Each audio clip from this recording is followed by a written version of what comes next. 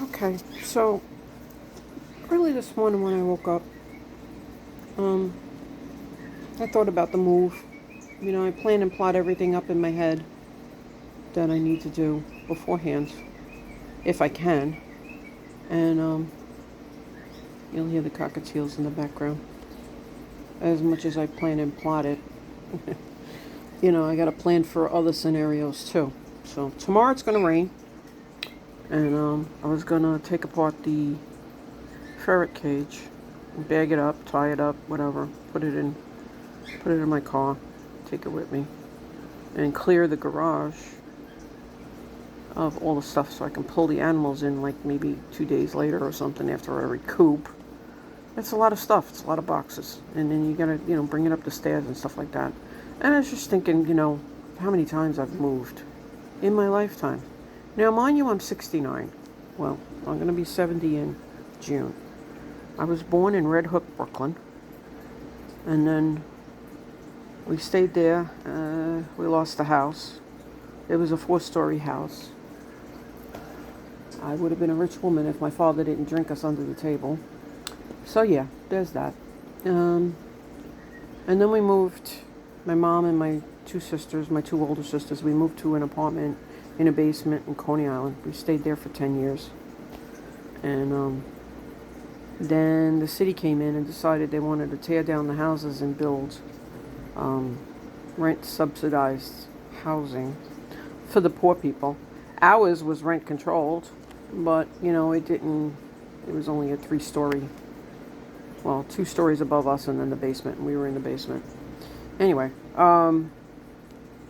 so we moved to another apartment on the 7th floor on Cropsey Avenue in Brooklyn. I could see the Belt Parkway and Coney Island. Believe it or not, I could see the rides and stuff at night out my back bedroom window. Yeah, that was kind of fun, I guess. Apartment life for the first time in my life. It was taking the elevator. We had a little bit of a fire. No, it wasn't a fire. I'm sorry. The elevator broke down with one of my neighbors in it. Hannah. She was a sweet old woman. She had every clock you can think of that went chimed.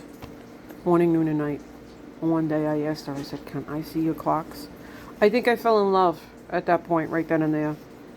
I was like 16, 17, with those type of clocks. The chimes were just, you can hear them on the other side of the wall. You knew they were there, because that was our living room then. Anyway, so she took me one time, and we just talked and stuff. She was so cool. She's a nice lady. She's probably gone by now. Way, way long time ago. But anyway, she got stuck in the elevator when we had a blackout, and I stayed with her for the 2.5 hours until the firemen got her out. And yes, I have a little cheat sheet here.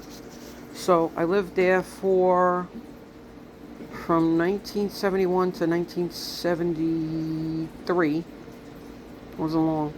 And then my mom and dad split up, and I went to Maryland for 7.5 months, and I finished my high school there. So that was another move. And then I told my dad, I was like, I don't want to live here. I want to move back to Brooklyn. So I moved back with my mom. Tiny little apartment on Hallway Avenue above a karate place where the people would do karate practice and whatever. Little place. And then the Sadie's candy store was right next door. So, yeah, and all the boys, the Brooklyn boys, the Bensonhurst boys, the B boys would hang out. That's Lizzie sleeping. And, right there. Everything's a mess in here, so it is what it is. So I lived there with my mom. I was going to college. I was working, partying. Oh my God. I was going crazy. So I moved out into my own apartment. Oh, I'm sorry. I went to Arizona, came back, moved into my own apartment, packed up everything up in a truck, and came right back. So weird. Yeah, Grace was a gypsy. I got it out of my head, though. I had to clear my mind. And that was the perfect trip to do that with. It's like I grew up that week. But I came back, moved my stuff back into my mother's apartment. 2 weeks later, moved into my own apartment. There you go. And I had a girlfriend from college. She was a wackadoo. She was neurotic. Oh my goodness. She should have stayed in her mother's apartment. She was not ready to be out in the world. Anyway, she had a boyfriend and he got violent and it was a nightmare. I slept with a big dagger underneath my pillow that night. Let's put it that way. Yeah, and then we called the cops on us. Sorry, yes. I had had enough with the screaming and the yelling and the craziness. I said, get him out of here. I said, my name is on the lease. Get him out. There was that.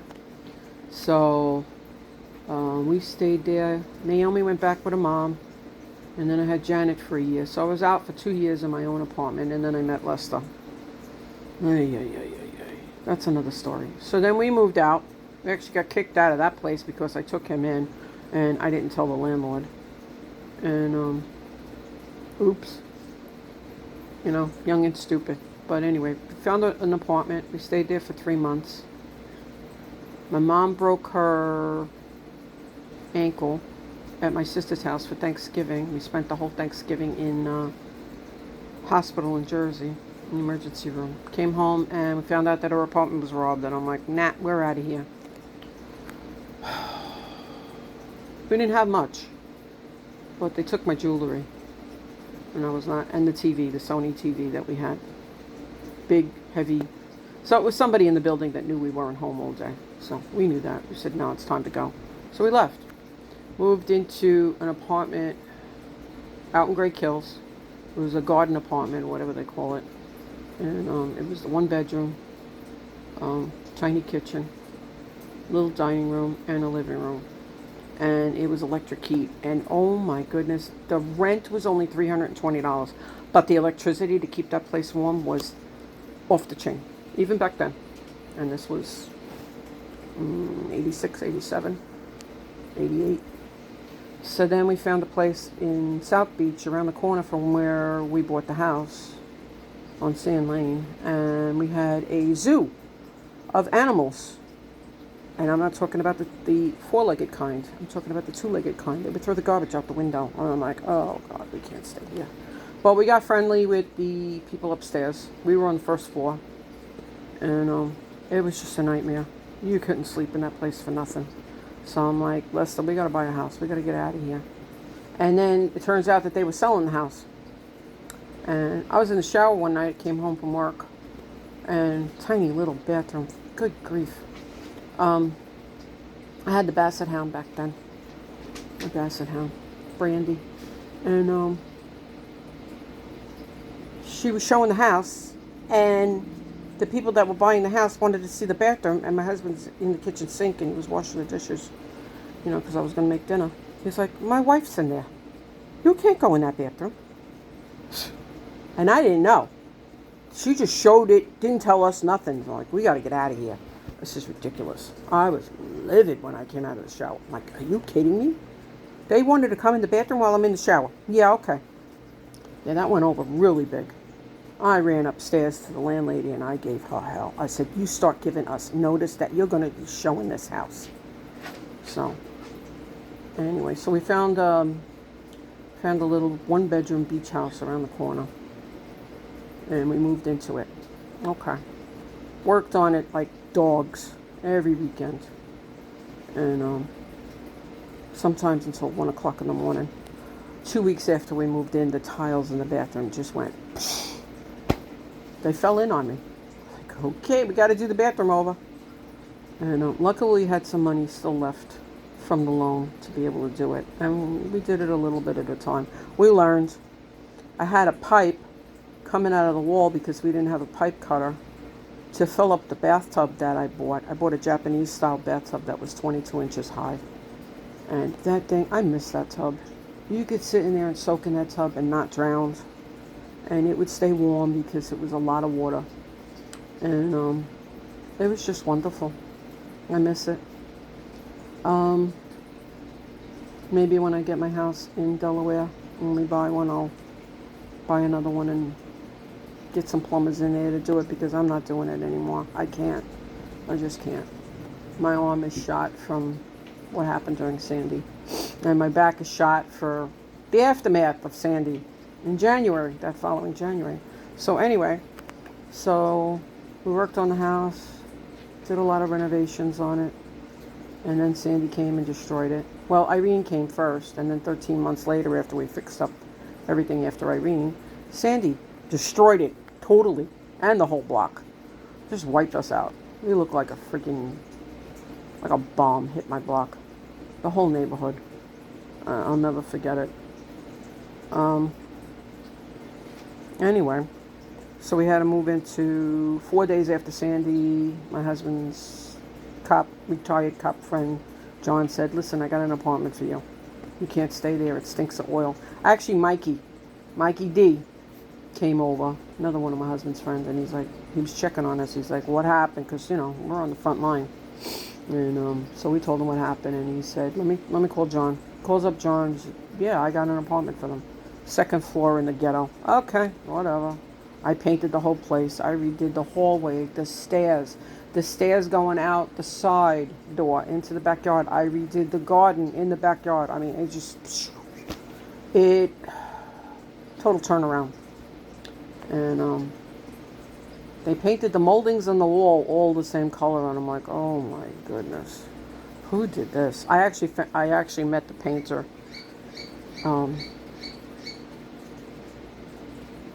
Because he was painting downstairs apartment. We were on the second floor. And I had Jack then. I had my soul dog then. I didn't have to train him hard. That dog, he sat on the landing and he waited for me. He would sit there with his leash on. Come on, you gotta go. I always had my shoes on. I always had my pants on.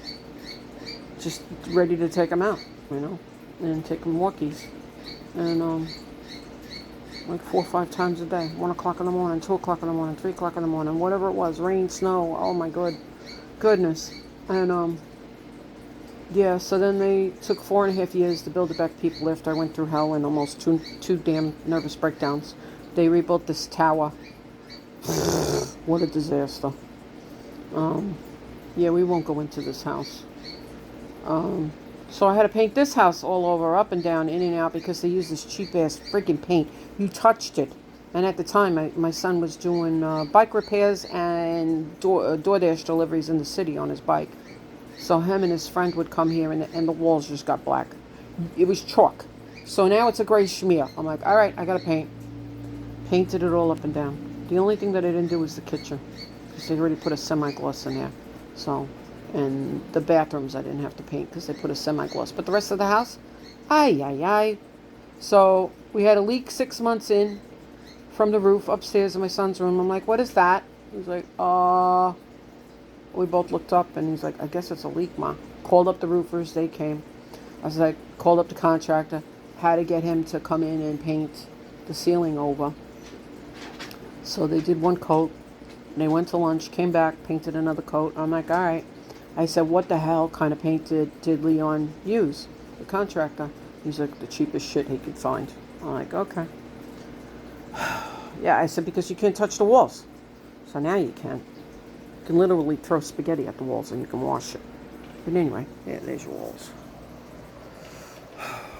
So, anyway, my sister came here one time. And she helped us in the beginning. And she put everything that we had in the garage. And she put it in the back closet, which has a locking door on it. And it's not how I wanted it. And she's like, oh, why did you paint it that teal blue? She said, everybody always paints it like white or a neutral color. I'm like, because it's a beach house, Claire. And it ain't your house. Oh, man, you have no idea how many times I heard that from her. So I went through all my Better Homes and Gardens magazines one afternoon that I had brought over, that I had gotten at the apartment, that I really didn't look at. And guess what? Every other page, every other magazine, I went through maybe 12 or 13 of them. Everything was teal. There was a teal pillows on the couch. There was a teal back wall. Okay? Never even looked at it. But that's, I don't know. Maybe it seeped through the pages. I don't know. And that I didn't even read. I didn't even look at. But I painted it the teal. And I did the doors, the back and front, 2 different colors. not two different colors, but a different color than the teal that's on the inside. So it has its own outside paint color, which is also teal, but it's darker. So, and yeah, so we stayed here, and now we got to move again because my husband's disabled, and we can't afford to stay here. So I got to move again. Do I feel like a gypsy? How many times did I move? I don't know. I can't count at this point. We moved like 3 times the first year I met my husband. Yeah, 3 times. Once for Cropsey, then out in Great Kills, and then we spent 3 months in each place. And then the last 3 months of that year, we were, well, not the last 3 months, but the third time we moved was around the corner on Sand Lane into what we called the zoo. The place was insane. Had welfare people next door. I'm not saying nothing. I don't have to say anything after that. Anyway, so I'm moving again. Moving again. Packing up, packing up. I should start a company. There you go. There goes the red flag up there. I should start a company. Packing up people. Yeah, I physically can't even do my own self right now. What am I thinking? I must be crazy. Oh, the corned beef smells really good, by the way. I didn't get one for St. Patrick's Day, but I found one yesterday. And I'm like, oh, Gene's going to freaking love me. So he's getting off at 2 o'clock today. So when he comes home, that smell, he's just going to be like, oh, he's going to love it. Anyway, never not had a corned beef for St. Patrick's Day. Never not had, even since I'm a little kid. But anyway, I just didn't plan because I was too busy packing. And then I went like the day before, and it's like nobody had. I went to 3 different stores. So, do you see this cat?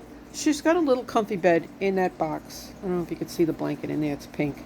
There's 2 layers of the pink blanket, and then there's another blanket underneath there. And she was sleeping in it last night, and now she has to be close to me. Okay? But, she's sleeping on a stupid box. Anyway, so that's what's going on. I don't know if anybody found this interesting, but that's been my life story of moving. And, yeah, it's been a lot. It's been a long haul. And I'm exhausted. As Lake would say, I'm exhaustipated. Yeah. And each time you think you learned something about how to move and stuff, but there's always chaos in the end. So what I got now is the chaos of the animals, moving it into a townhouse that's an HOA. And they only know about the dog. So this is going to be fun. Stay tuned for the adventures of Grace's Moving Company. Have a good one, guys.